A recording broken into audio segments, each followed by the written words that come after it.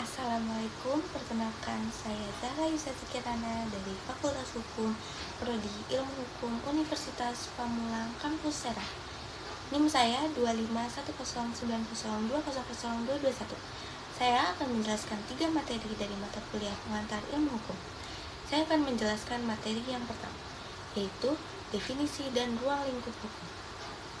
Definisi pengantar ilmu hukum yaitu mata kuliah dasar yang bertujuan memperkenalkan ilmu hukum secara keseluruhan dalam garis besar sebagai dasar pengetahuan hukum. Di sini tidak membahas satu bidang hukum secara mendalam, tetapi memberikan gambaran global seperti apa itu hukum, fungsi hukum, sumber hukum, dan sebagainya. Ruang lingkup hukum dalam arti luas yaitu pengantar ilmu hukum dan pengantar hukum Indonesia, bahwa dalam arti luas tidak hanya belajar teori umum tentang hukum, tetapi juga pengenalan sistem hukum yang berlaku di Indonesia, seperti struktur peradilan, hierarki peraturan, dan lain-lain.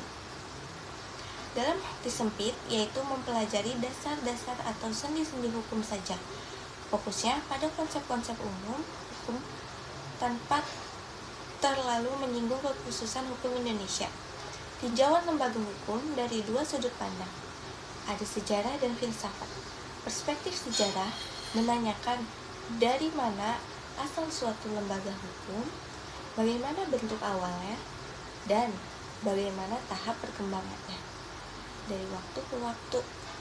Cara berpikirnya diibaratkan seperti menonton film dari awal sampai akhir. Hukum dipahami sebagai produk sejarah yang selalu berubah mengikuti perkembangan masyarakat dan kekuasaan pada masanya.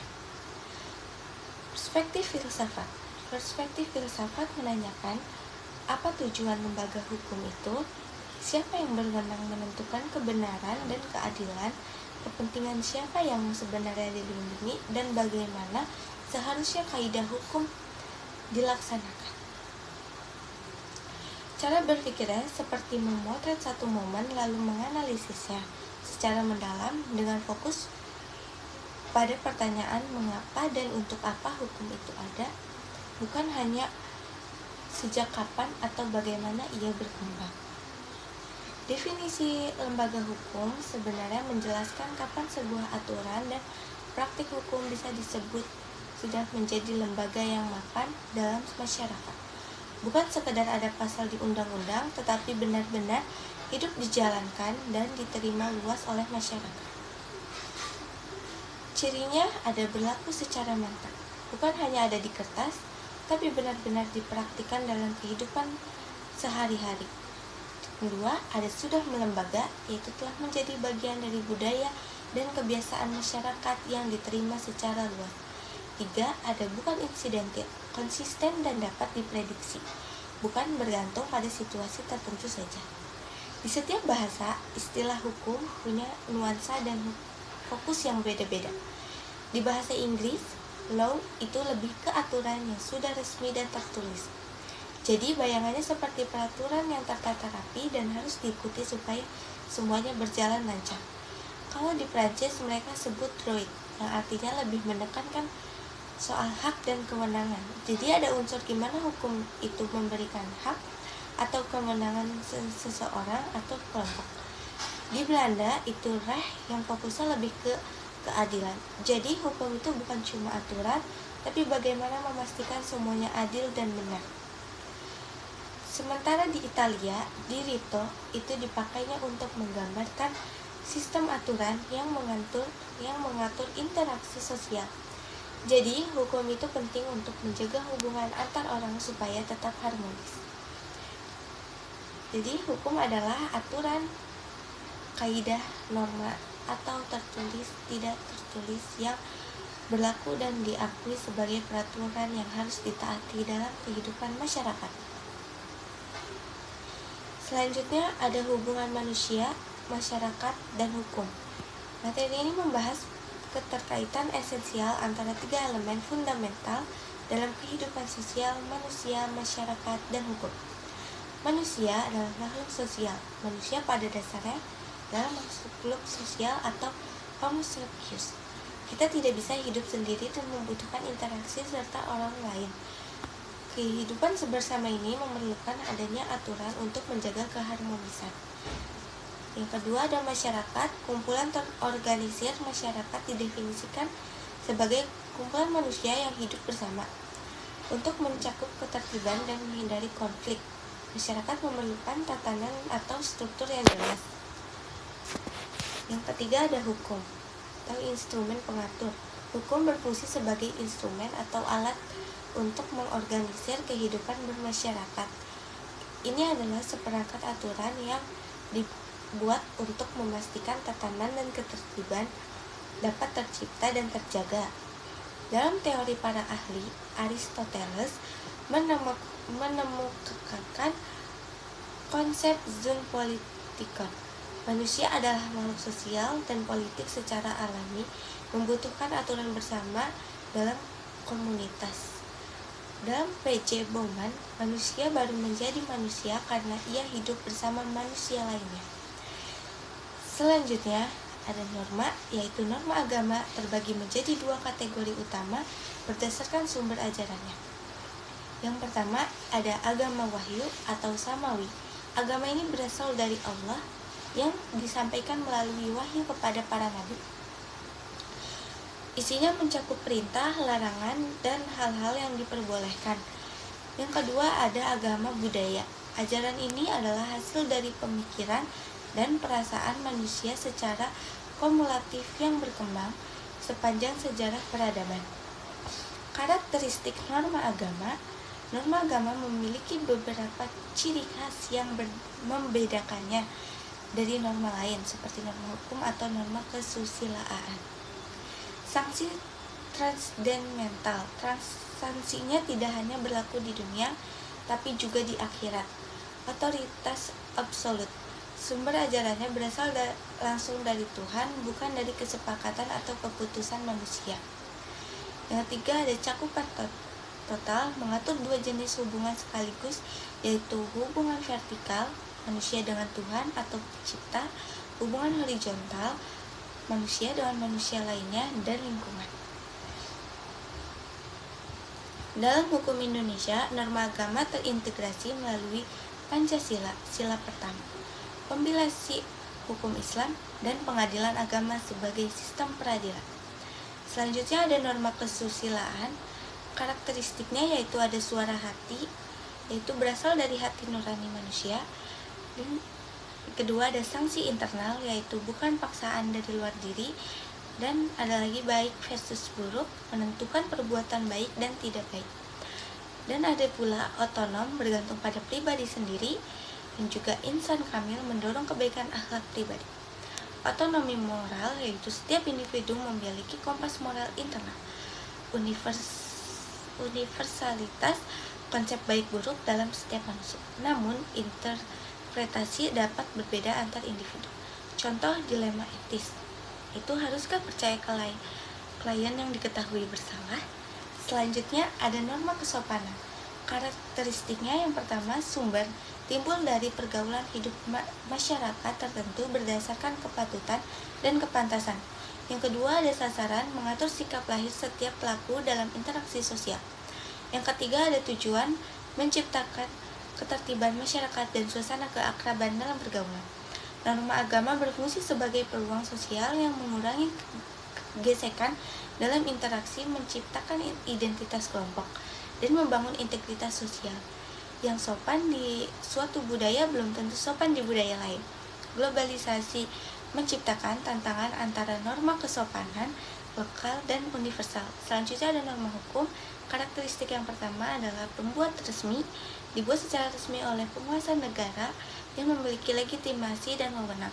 Kedua ada sifat mengikat setiap orang dan dipaksakan pelaksanaannya oleh negara. Yang ketiga ada fokus lahirlah, memperhatikan perbuatan lahirlah seseorang secara nyata, bukan sikap batin. Yang keempat, fungsi ganda, membebani kewajiban sekaligus memberikan hak kepada subjek hukum.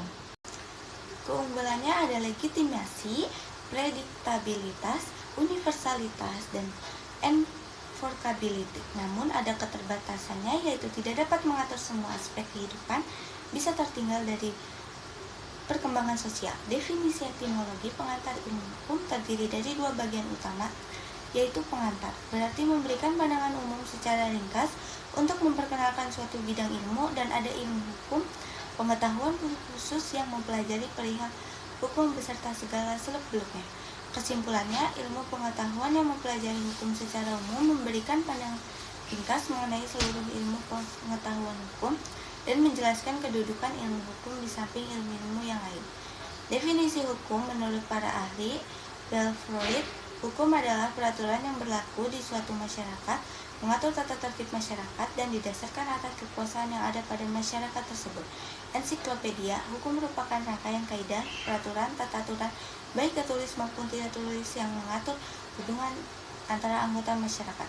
Selanjutnya ada ruang lingkup, yaitu hukum sebagai norma kaidah. Yang kedua ada hukum sebagai gejala perilaku, dan yang ketiga ada hukum sebagai ilmu pengetahuan. Unsur yang terkandung dalam ilmu hukum yaitu peraturan tingkah laku, badan resmi berwajib, sifat memaksa, dan saksi tegas.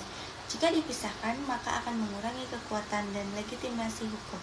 Tanpa memahami pengantar ilmu hukum, akan kesulitan memahami mata kuliah hukum lain karena tidak punya fondasi konsep yang sama, misalnya tentang pengertian hukum dan fungsi hukum dalam masyarakat. Selanjutnya ada pada materi sumber hukum. Sumber hukum merupakan segala sesuatu yang menimbulkan aturan yang mempunyai kekuatan yang bersifat memaksa, yaitu aturan-aturan yang jika dilanggar mengakibatkan sanksi tegas dan nyata. Klasifikasinya, yang pertama, ada sumber hukum material. Tempat dari mana materi hukum diambil merupakan faktor pembantu hukum yang dapat ditinjau dari berbagai sudut pandang. Sumber ini mencakup nilai-nilai, norma-norma, prinsip yang hidup dalam masyarakat. Kedua, ada sumber hukum formal, bentuk-bentuk konkret yang dapat diidentifikasi dan diterapkan. Contohnya, ada undang-undang dasar, kebiasaan, jurisprudensi atau keputusan hakim, traktat, doktrin. Dan ada hierarki. Hierarkinya yang pertama adalah Undang-Undang Dasar 1945, konstitusi tertinggi, dan ada yang kedua ada Undang-Undang Dasar tingkat nasional, dan yang ketiga ada peraturan pemerintahan pengganti undang-undang.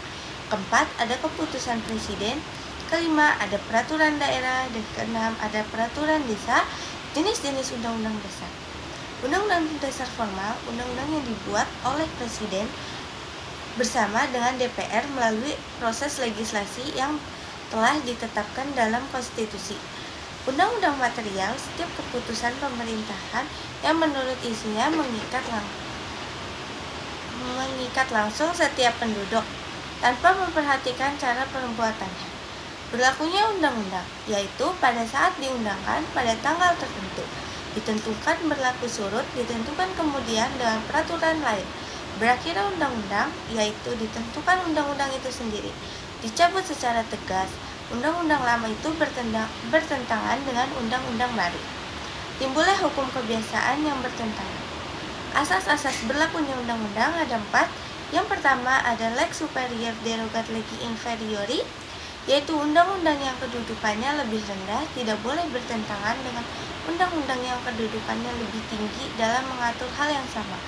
Kedua, ada lex specialis derogat legi generali, undang-undang yang bersifat khusus mengesampingkan undang-undang yang bersifat umum apabila undang-undang tersebut sama kedudukan.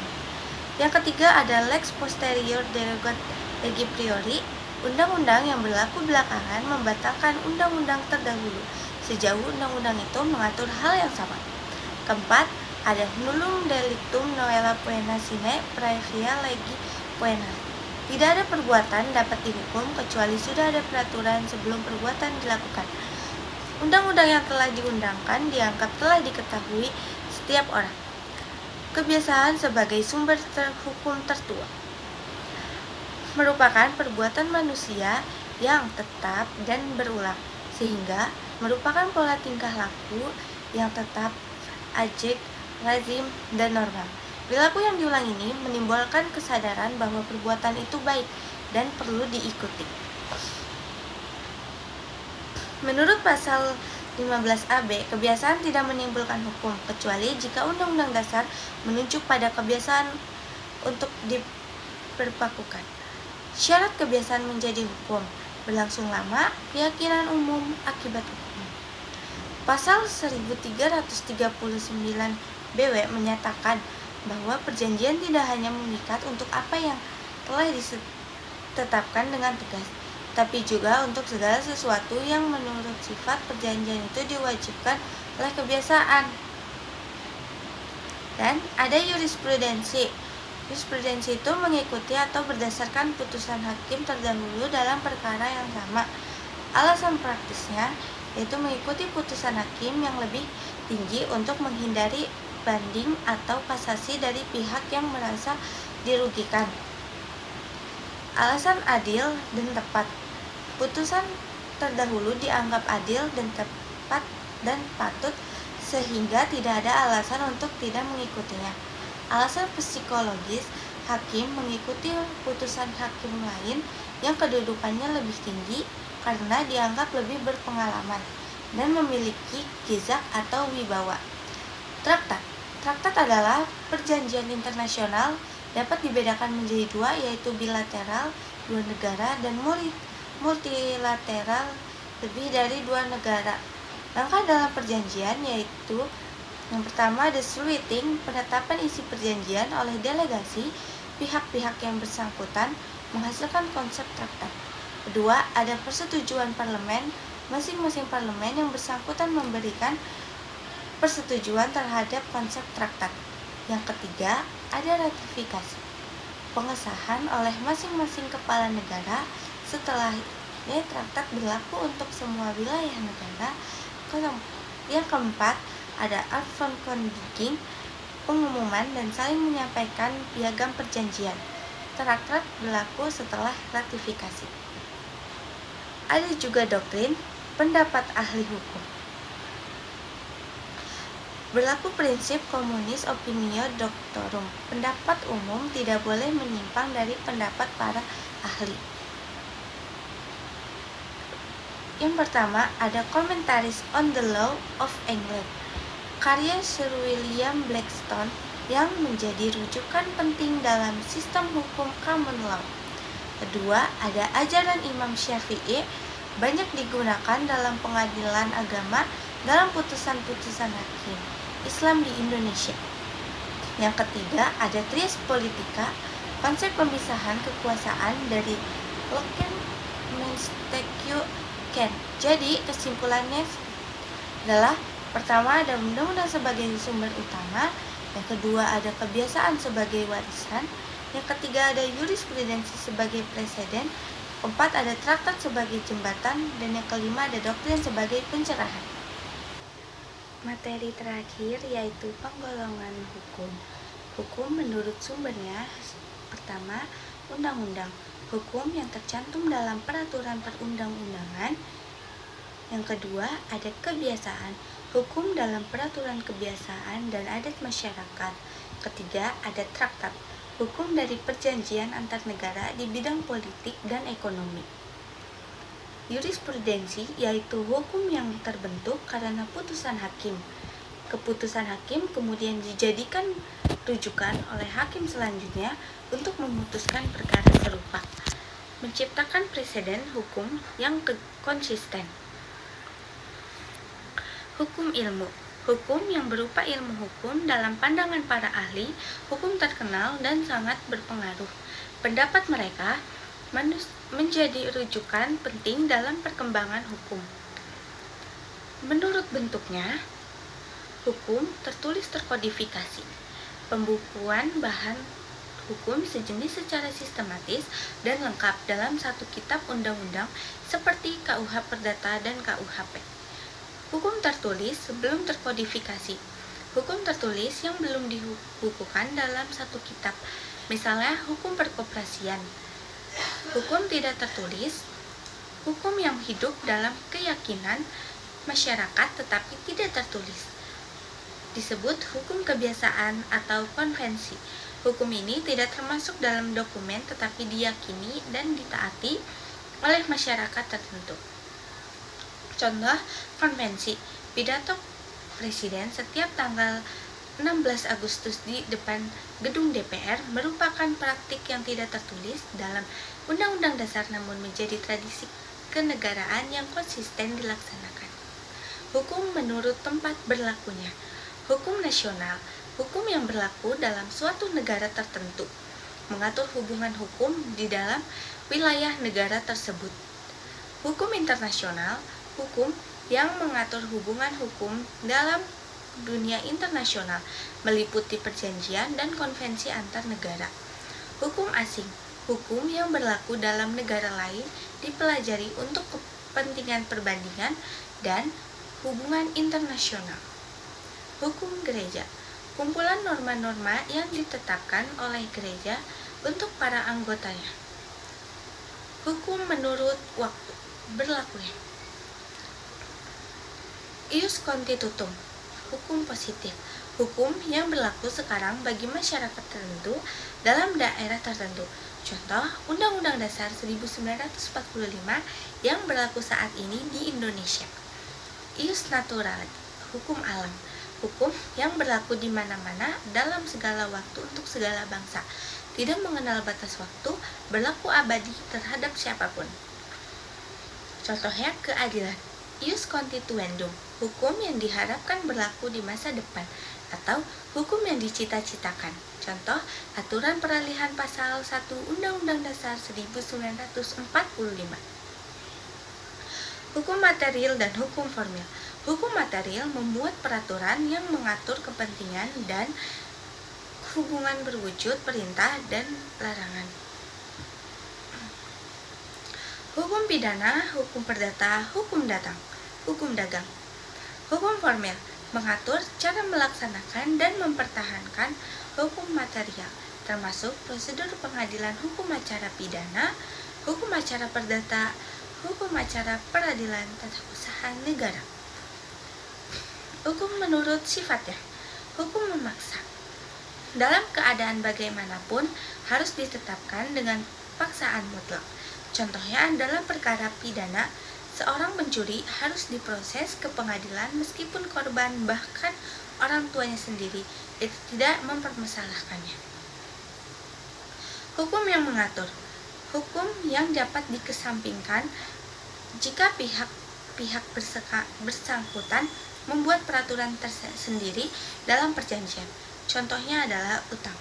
A meminjam utang pada Dika dengan janji mengembalikan sebulan kemudian. Jika terlambat, berdasarkan kesepakatan bersama, pembayaran dapat diperpanjang tanpa sanksi. Dalam pasal 1365 KUH Perdata, tiap perbuatan melanggar hukum yang membawa kerugian kepada seorang lain, mewajibkan orang yang karena salahnya menerbitkan kerugian itu mengganti kerugian tersebut.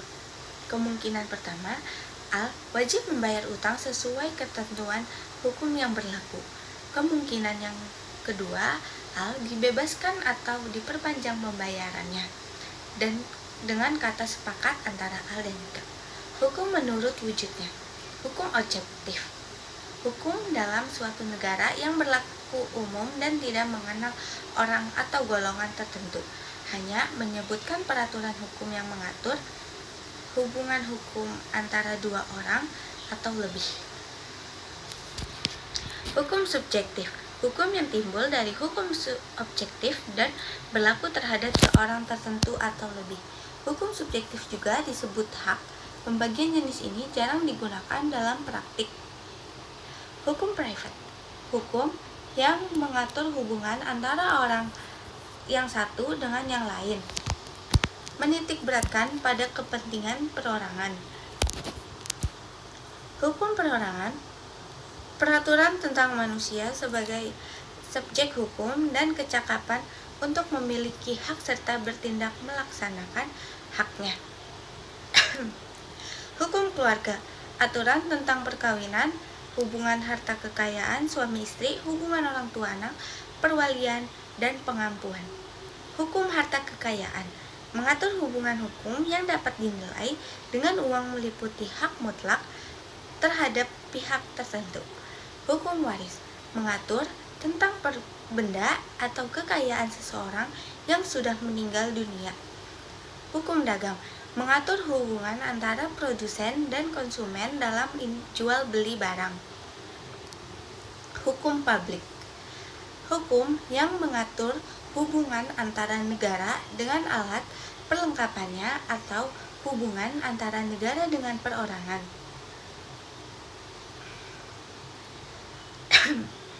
Hukum tata negara mengatur bentuk dan susunan pemerintahan negara serta hubungan kekuasaan antara alat perlengkapan negara dan hubungan negara dengan bagian-bagiannya.